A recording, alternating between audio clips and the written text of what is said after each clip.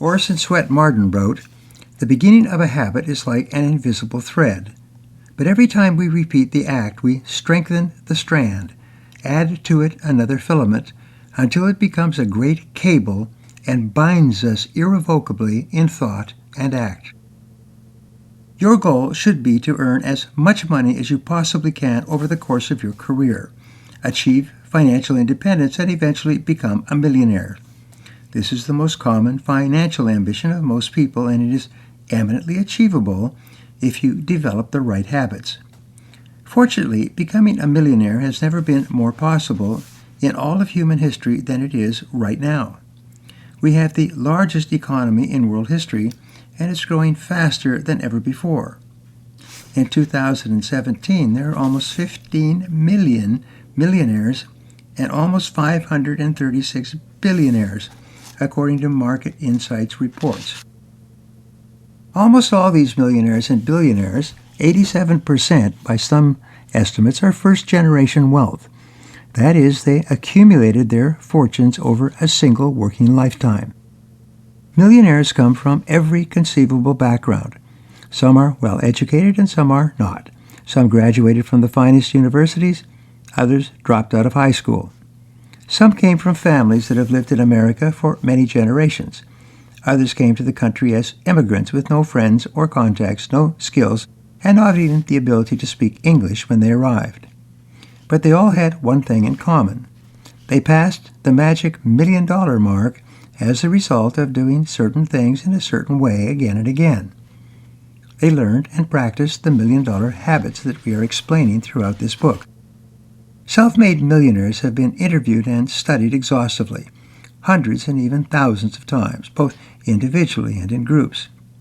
Some of the very best research on millionaires was conducted by Thomas J. Stanley and William D. Danko and summarized in their book, The Millionaire Next Door, which has gone on to sell almost 3 million copies. Every newspaper and magazine today seems to have a story about one or more men or women who have become wealthy by doing certain things in a certain way. And what others have accomplished, you can accomplish as well if you just learn how. Think like a millionaire. I wrote earlier, you become what you think about most of the time. If you sincerely want to be rich, achieve all your financial goals, and retire as a self-made millionaire or multimillionaire, one of the smartest things you can do is to develop the habits of thinking and acting that have enabled hundreds of thousands and even millions of other people to become millionaires. These habits of financial success are learnable, as all habits are, by practice and repetition. The first discovery about the thinking patterns of self-made millionaires is that they have the habit of thinking in terms of financial independence most of the time. From an early age or at a certain point in life, they became focused on achieving specific financial goals. They then disciplined themselves to make whatever sacrifices were necessary to achieve those goals. They organized and coordinated their entire financial lives, their earning, investing, insuring, and spending activities to help them move toward hitting those specific financial targets. Accumulate or spend. Most people have the opposite habits about money. Instead of thinking in terms of accumulation, saving, and financial independence, most people think of spending and enjoying every penny they get their hands on, plus whatever else they can borrow from friends or put on credit cards. Every year, between 600,000 and 800,000 Americans declare personal bankruptcy as a result of borrowing and spending far more than they could ever repay. At a certain point in life, each person comes to a crossroads. One road leads in the direction of earning, saving, and accumulating, while the other road leads in the direction of earning, spending, and getting into debt. As a fully responsible adult, you must decide which road you are going to take. And no matter what road you have taken up until now, you are free to choose the road you're going to follow from this day forward. Take charge of your financial life. The starting point of achieving financial independence and becoming a self-made millionaire is for you to accept complete responsibility for your financial life. Many people never do this. They instead go through their days and their money trusting to luck with the idea that somehow, sometime, someone else will come to the rescue. They buy lottery tickets, gamble, and think about making a killing in the stock market. And they worry about money all the time. The fact is that serious money is long-term money. Most wealthy people organize their financial lives in such a way that their net worth increases about 8 to 10% per year on the amount of money they have working. They do not look for get-rich schemes or easy money. They are patient, persistent, and far-sighted. They discipline themselves to save and accumulate money over many years. They do not speculate, take risks, or look for fast ways to make money quickly and easily. Because of these habitual ways of thinking about their money, each year their wealth grows. Eventually they pass the $1 million mark and usually keep on going. Develop a millionaire mindset. Business philosopher Jim Rohn once wrote, "Becoming a millionaire is not that difficult, but it is not the most important thing. The most important part of becoming a millionaire is the person that you have to become to accumulate $1 million in the first place." This is a wonderful insight. To become wealthy, you must develop a completely different mindset from the average person who worries about money most of his life. You must develop a completely different character, personality, and set of habits if you're going to achieve your financial goals and then hold on to the money. My financial advisor once told me, "The first million is extremely difficult to acquire, but the second million is almost inevitable." When you become the kind of person who can accumulate $1 million or more, you will also be the kind of person who can earn the second and third million as well. Even if something unfortunate happens and you lose all your money, you could make it back again fairly quickly because you would have become the kind of person who can become a millionaire. And once you become that kind of person, you never lose the ability. The first habit of millionaires. Perhaps the most easily identifiable habit of self-made millionaires is the habit of frugality. Wealthy people are careful with their money. They allocate their funds carefully and with great deliberation. They never buy new when they can buy used. They never buy if they can lease, and they never lease if they can rent. They never rent or lease if they can borrow. They know that, as the English saying goes, if you take care of the pennies, the pounds will take care of themselves.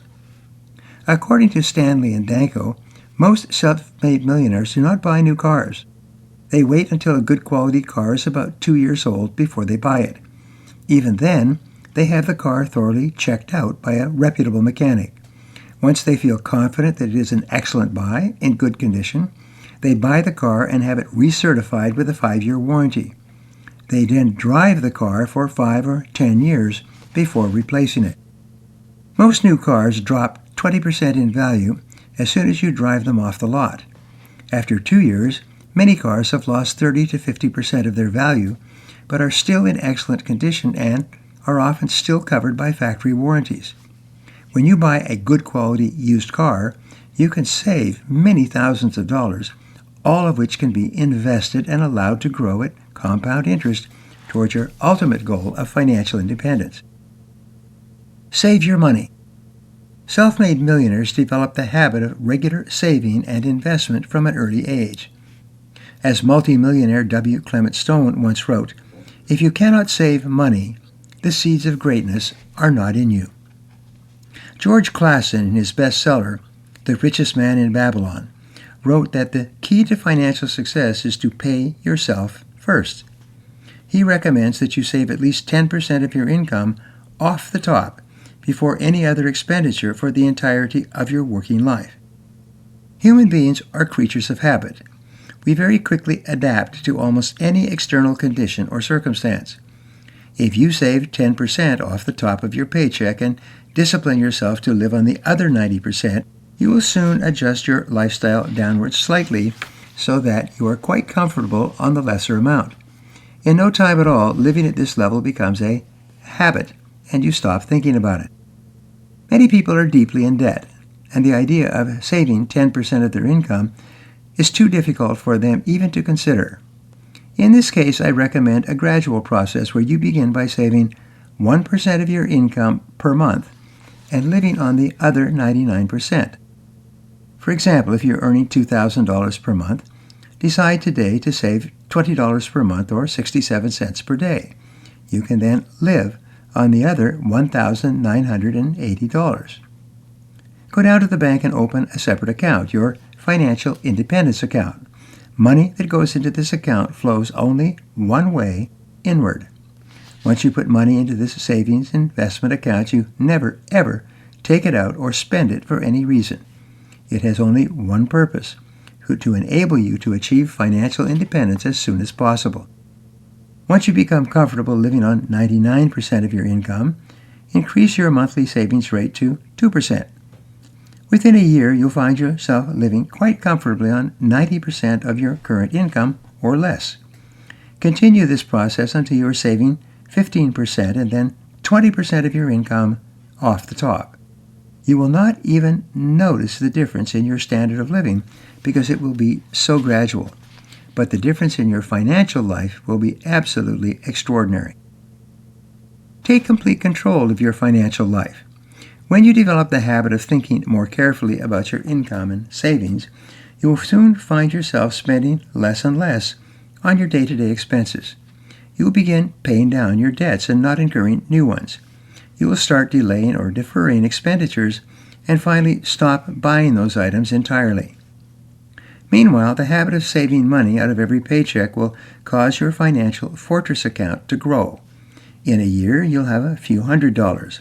In a couple of years, you'll have a few thousand. In 10 to 20 years, you'll have several 100,000 or even 1,000,000. As your financial accumulation account grows, develop the habit of adding every unexpected sum of money that comes to you to this account to make it grow faster. If you sell something from around the house or get a bonus at work or receive an income tax refund, instead of spending it immediately as unsuccessful people do, instead put it into your financial fortress account. Activate the law of attraction. Here's an extraordinary discovery.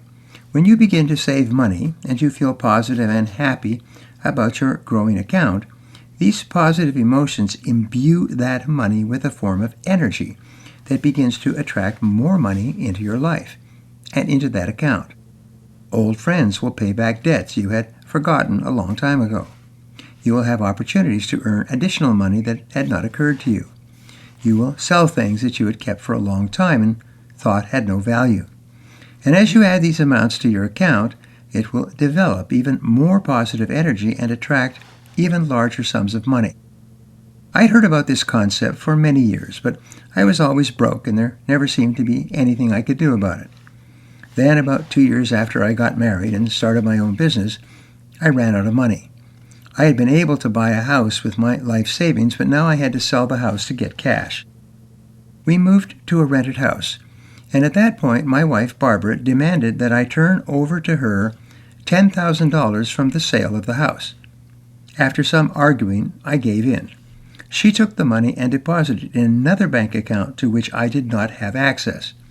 No matter how many financial problems we had in the months ahead, she refused to even consider the possibility of spending that money. This was her security blanket. The most remarkable thing happened.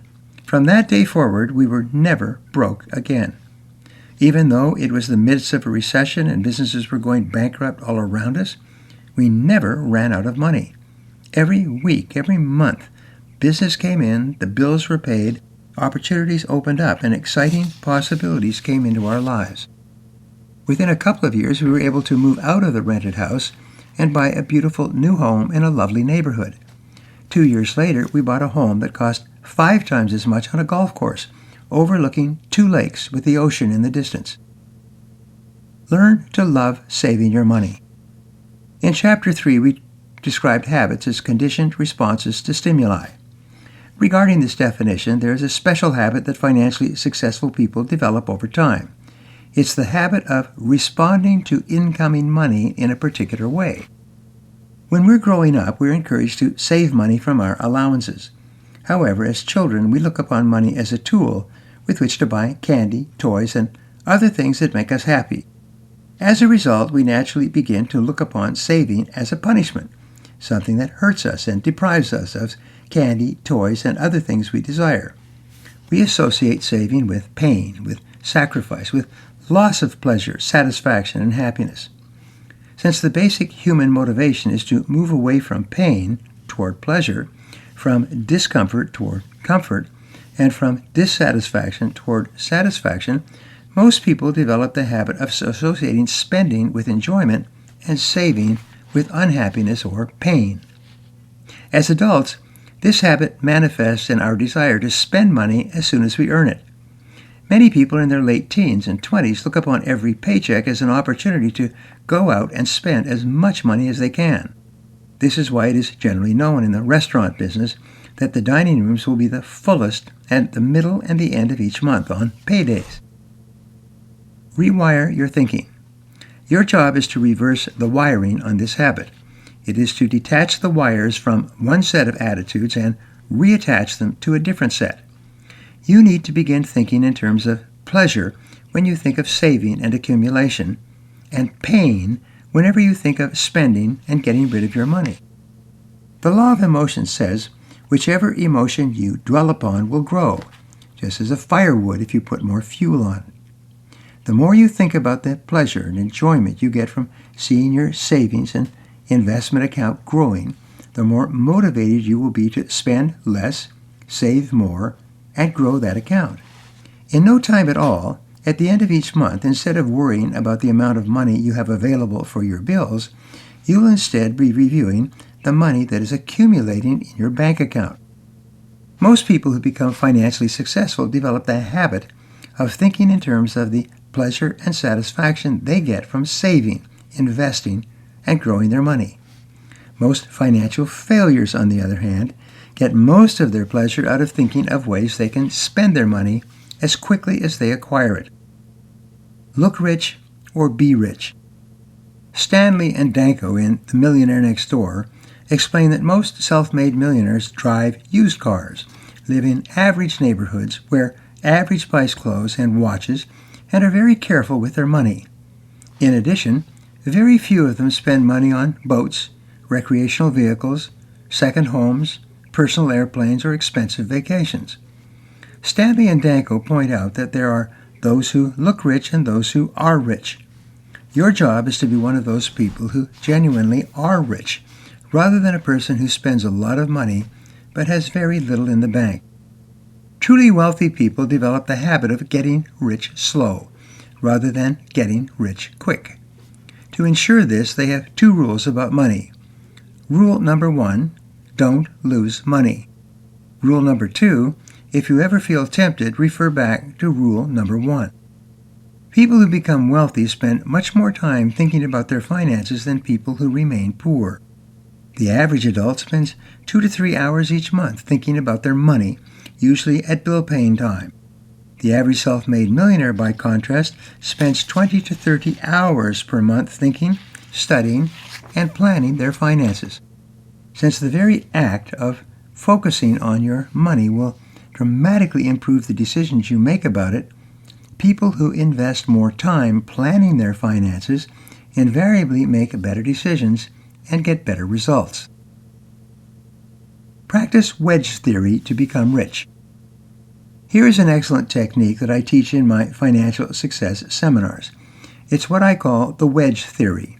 It is guaranteed to make you financially independent faster than you can even imagine. Parkinson's law, developed by author C. Northcote Parkinson, says, expenses rise to meet income. This means that because your income increases gradually, your expenditures increase gradually as well to match your income. No matter how much money you make, your expenses eventually rise to consume it all, and a little bit more besides. Over time, you develop the habit of always spending whatever you earn or receive. Sometimes I ask my audiences this question. If I could wave a magic wand and double or triple your income, would that solve your financial problems? Then I wait and watch their faces. Almost immediately, people raise their hands, smile, and nod. They all agree that if they could double or triple their current incomes, that would solve all their financial problems. Then I ask a follow-up question. Going back to what you earned in your first job, is there anyone here who has already doubled or tripled their income? After a short pause, virtually everyone in the audience raises their hands. Everyone has already doubled and tripled their incomes from their first jobs. Many have increased their incomes 5 and 10 times from the first job they took when they left school.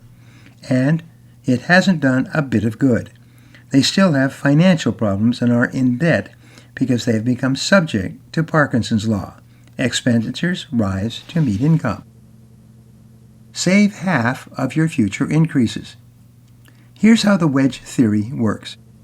When you ask a person to save a certain percentage of their current income, they will almost always agree that it is a good idea, but they will also claim it's not possible. To save out of your current income would mean reducing your standard of living. It may mean moving to a smaller place, driving a smaller car, eating cheaper foods, or not going out as often. Because human beings are creatures of habit, even if they can rationally agree that saving is a good idea, the actual reduction in living standards it requires is so unacceptable that they cannot discipline themselves to take the first step. Wedge theory is different. Instead of cutting back on your current lifestyle, you resolve to save 50% of every increase you receive from your work from this day forward. This is something you can do because you don't yet have this money built into your daily expenditures. It's much easier for people to commit to saving money they have not yet received than it is to get people to agree to save money by cutting back on their current standard of living. By practicing some of the other techniques and methods taught later in this book, you will be able to increase your income by 5%, 10%, and even 25% per year. To become wealthy, you must develop the habit, starting today, of saving fully 50% of these future increases. You can still spend the other 50% on whatever you like, but you must agree to save half of the money that you don't even have yet. This should not be hard for you or for anyone. Depending upon your age and the rate at which your income grows, saving 50% of your increases in the years ahead will soon allow you to acquire an enormous amount of money. And the more money you save, the more money you will attract to yourself. By disciplining yourself, developing the habit of saving half of your increases for the rest of your career, you will pay off all your debts, build an enormous financial fortress, and eventually become financially independent. Develop the habits of wealthy people. Regarding your growing bank account, millionaires develop a series of other habits to ensure that they don't lose money and that their money grows steadily over time. One of the best habits you can develop is the habit of getting good financial advice before you do anything with your growing account.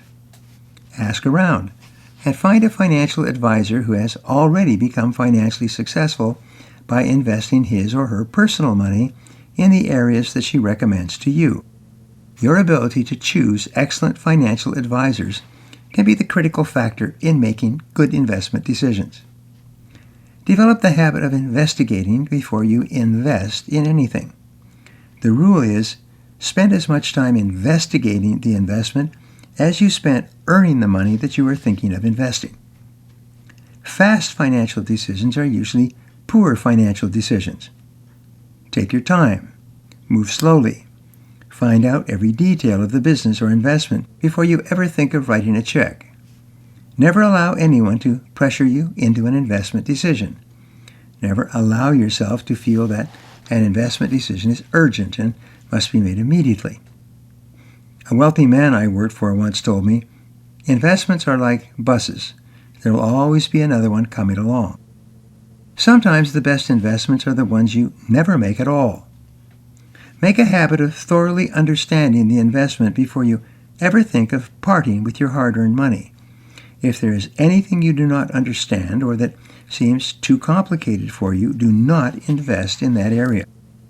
Warren Buffett, one of the richest men in the world thanks to his investing acumen, refused to invest in any of the high-tech or dot-com companies during the boom of the 1990s.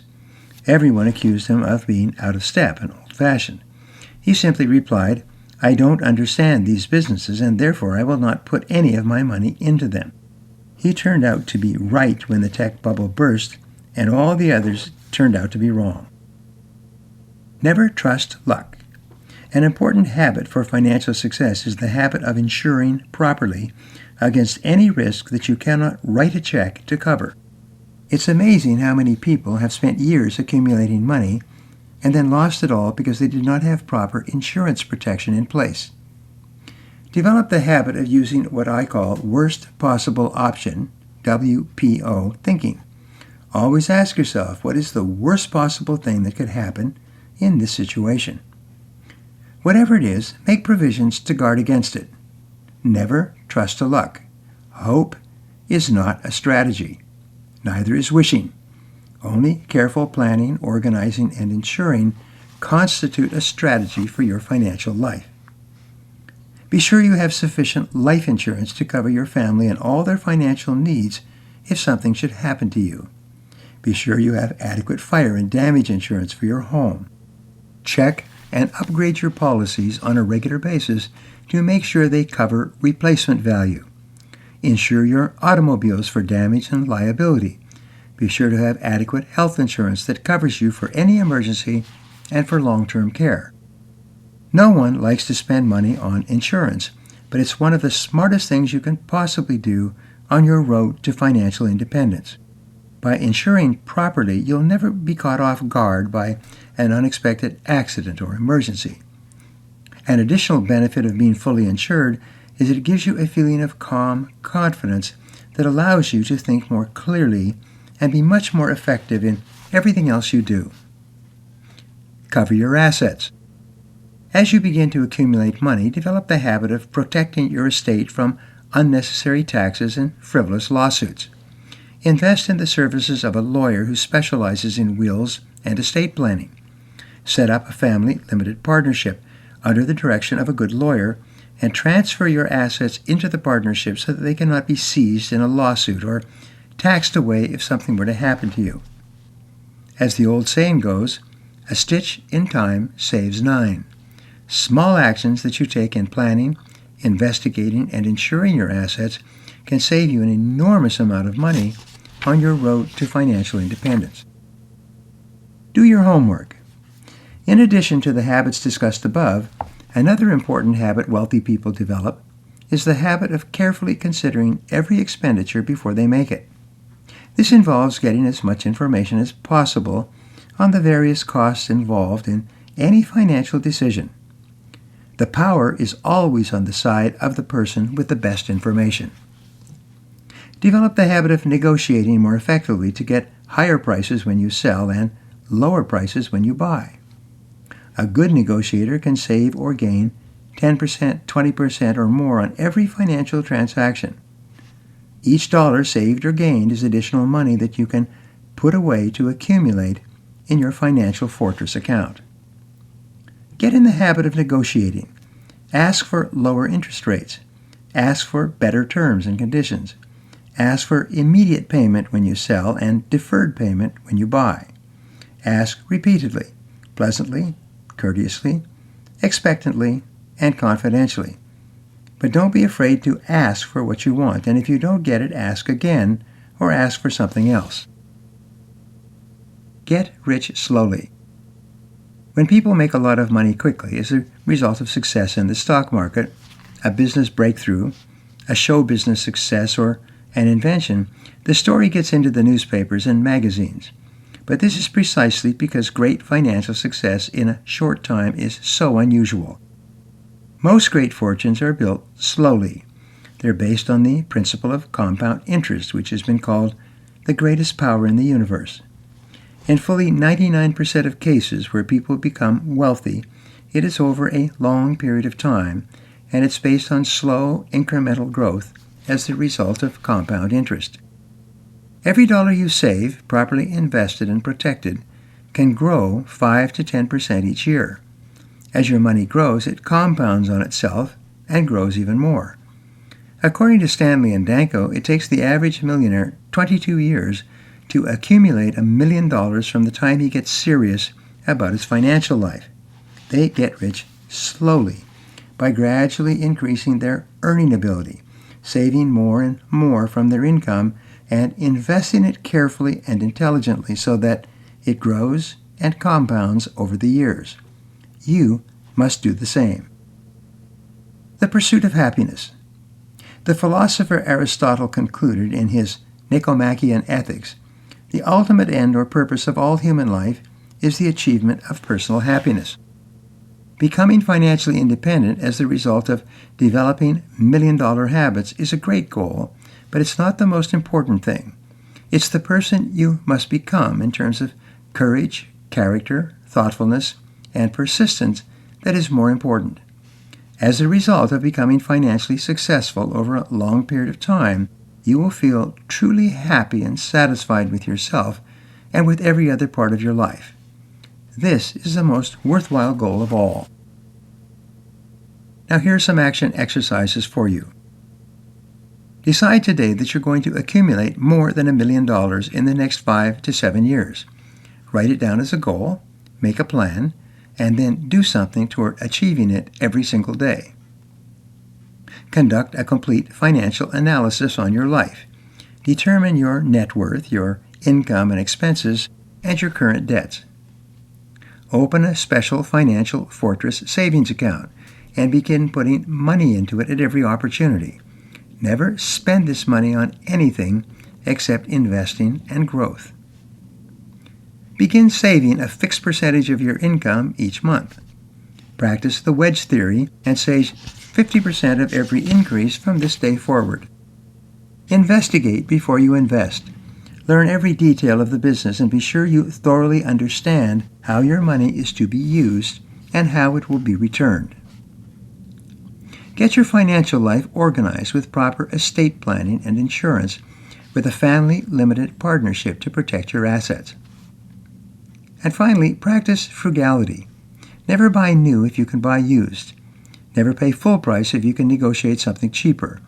Delay all major expenditures until you have had ample time to think about them. Bob Grind once wrote, "Go out and buy yourself a 5-cent pencil and a 10-cent notebook and begin to write down some $1 million ideas for yourself."